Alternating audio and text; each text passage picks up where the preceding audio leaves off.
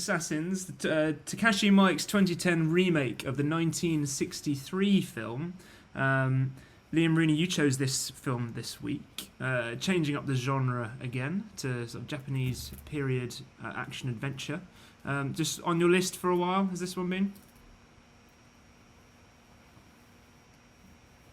Yeah, sitting on the IMDb for about a year or two. I think probably Cinefix again. Mm-hmm. It's probably a top 10 somewhere. I can't remember, but Have I chose it just because I fancied action adventure film. Yeah, Thought have it'd you be been nice to have you been fancying watching more sort of Japanese and Asian period cinema for any reason or anything like that, or is it just to broaden broaden your knowledge?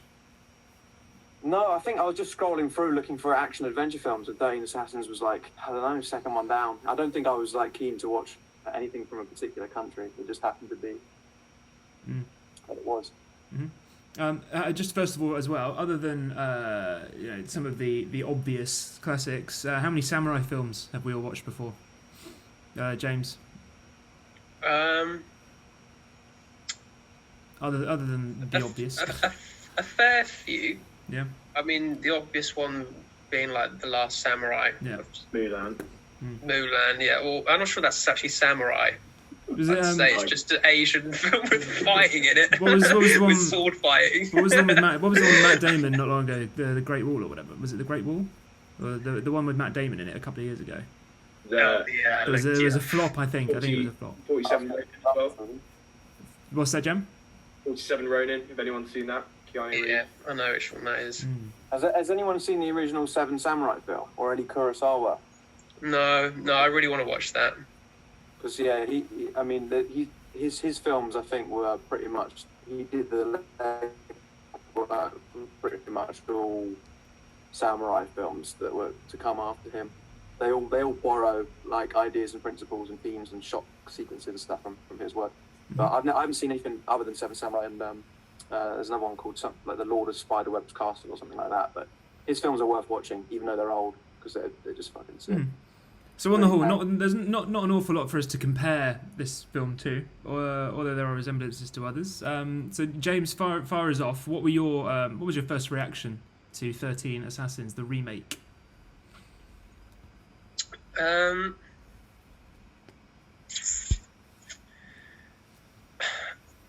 I thought that there was that nice part of all those kind of films where you're trying to, they're going to be assembling a crew of 13 assassins, right? Like that's pretty bloody obvious from the start. And I always love with those films, you get any of those like Avengers, etc., where you're going to be assembling a crew. I always look forward to the moments of like trying to find out who's going to be roped in and why and what they each bring to the party and stuff like that. And I enjoyed that part of the film as well. I quite enjoyed, I think, probably the first part of it more than actually when it got into the fighting a little bit. I probably would say that by the end of kind of the climactic battle, I probably felt a little bit desensitized to all of the just endless killing of people a little bit, and I probably wasn't enjoying it as well. I know I wasn't as enjoying it as much as I was some of those earlier scenes. I'm not sure what you guys felt about that, actually, about the violence and the kind of the combat within it. Did it work for you guys or not? I thought when it started off with the sort of opening scenes explaining how the chap was a pretty horrible dude and therefore needed to be killed. I can't remember his name, so even if I could, I'd probably butcher the pronunciation. So I think those first opening scenes, as you say, were pretty harrowing, especially that the girl with the limbs chopped off. And I immediately thought, opening scene alone of the guy committing seppuku or something, wasn't it? Eviscerating himself. We thought, God, what we're in for here? And then, as you say, James, by the end, you're just seeing people getting chopped up left, right, and centre, and you just think, well, there's another. What are they down to now? 125. And I think it was the more intimate ones at the start. They're a bit more gruesome, just because it was just that one character I felt about the violence. I'd agree with what you say there, Joe, entirely. I think they used the violence really well to set up the story. But in the first act, I think they used it really well. It was used in moderation as well. But I think, by the time it descends into the massive fight, that's sort of what the film is. It's what you'd expect of the film. You're anticipating this sort of 45-minute battle, and to be honest, the level of violence and action and long fight sequences was what I came to expect from the film. I think as it got to that point. But in terms of storytelling, I think it set itself up really well for a fight that we were all expecting and waiting for, I think. Liam? Yeah, it fulfilled what it set up, for sure. I felt kind of the opposite. I felt like it took me a while to get into the film. It took me maybe 20, 30 minutes. It took until they met with the assassins, the Hiragami or whatever his name was, and they started assembling the team for me to really feel like it was kicking into gear.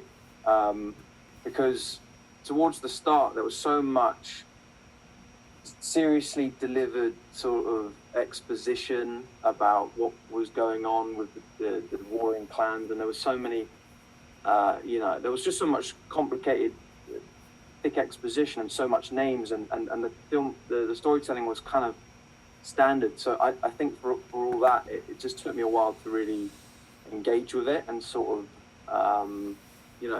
feel like I could commit to like a 2.5 hour watch. But as soon as they started assembling the team together and, the splitting off into the different factions and doing when one would go off and do one thing and then 3 or 4 would go off and do another thing, I found the film really kicked into gear and became really interesting. The violence at the end, I thought was just it was quite enthralling.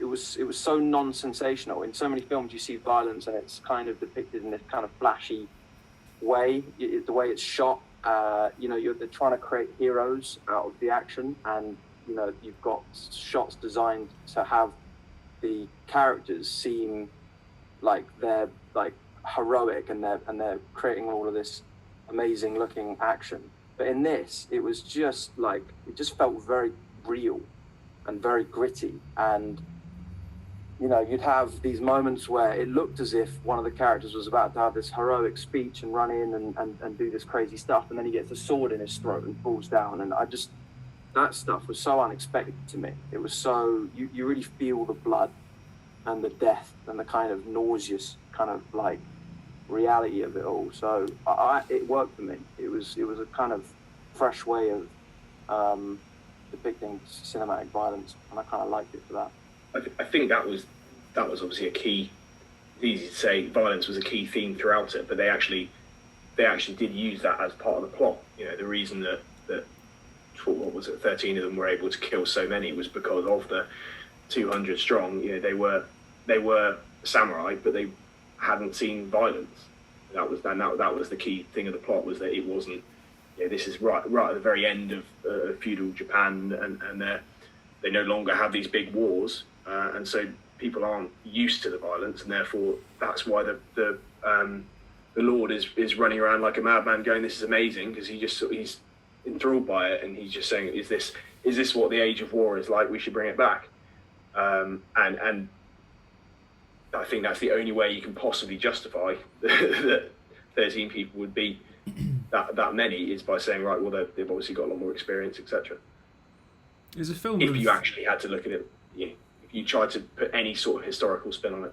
Yeah, I mean, it felt like a film of 2 parts, all in all. I think. Yeah. You had your first half, which was all set up, adventure and dialogue, and then a third act entirely that was all fighting and action. It's funny you mentioned Seven Samurai earlier, Liam, because I've got Magnificent Seven vibes written down, which is obviously heavily influenced. Magnificent Seven was heavily influenced by Seven Samurai, which came first. But then there were parts of it that made me think of Tropic Thunder, and it kind of really confused me in the sense of what the film wanted to be and what sort of genre it would want to fit in. I think it was after the introduction of the character, the wild character, who joined them, who wasn't the samurai, The introduction of his character sort of threw me slightly as like, because I know there's other stuff like Robin Hood and his merry men and all that, and there's always one that's a bit more of like an outcast kind of person and a bit wild and fun, and adds a bit of colour to the story, which is what he did in a number of scenes. But just it sort of changed the mood from this sort of serious, sort of Magnificent Seven get together of some really impressive people in the name of a good cause, and then suddenly threw it to the side, sort of then stood alongside it was this sort of Tropic Thunder kind of almost like comedy fun value to it, which I wasn't originally anticipating. Mainly brought through that one character. Not that it affected the way that I viewed it. If anything, it probably made it easier viewing, but it just changed it slightly. I don't know if any of you. I had that worry. I mean, when he kind of dropped down and they started having the kind of banter with him back and forth, it was the first time you actually see any of the samurai like smiling and having like any kind of a joke or a sense of humor. And so I was like, oh, okay, the comedic relief. So it did register in me like, oh, okay, I didn't expect this kind of a character to be in here. But I still felt like, did you not feel like he kind of, the way he played it, the way the actor played it, that he still kind of fit within the, so for example, sometimes he tries to subvert it a little bit, and he's like, tries to go off and just kind of like, bang a load of women and do this and that, and he even tries to drag some of the others into it. And the others quite like stolidly like, nah, we're here for a job, like we're here for a job, stop mucking about kind of thing. And I appreciated that it was almost as if the film was aware that this guy could kind of take it off the rails a bit and make it kind of funny, and the other characters were kind of, or the dialogue they were given enabled them to keep the tone where it should have been. Well, he was arguably the most interesting character. How did you think that? Is at the end, obviously. So you get like you say, you get stabbed through the neck, and then you see him spring up at the end, and the guy says, "Oh, is he a spirit?" How did you take that? Did you take that as it's another joke for him being hard as nails, and you look at it in face value and think he wasn't killed, or did you think it was meant to be some sort of representation of something a little bit more? Be interested to see what you guys feel like. I know I've got my opinions on it, but well, to be honest, when I saw it, I suddenly had to go back and just double check that it was him that was the one that got it through the neck, because he sprung back up and I was a bit like, the fuck, like this guy's dead, surely. I hadn't thought about any kind of deeper meaning to it, actually, but maybe there is. So maybe someone. Maybe he didn't even have a bloody wound. He didn't he didn't have a wound. He got stabbed in the stomach and the neck, and he didn't have any. And then the guy says, "Are you a spirit?" So I'm wondering if there's maybe a bit more to it in terms of spiritual. Yeah, it's not bad that I didn't think about that.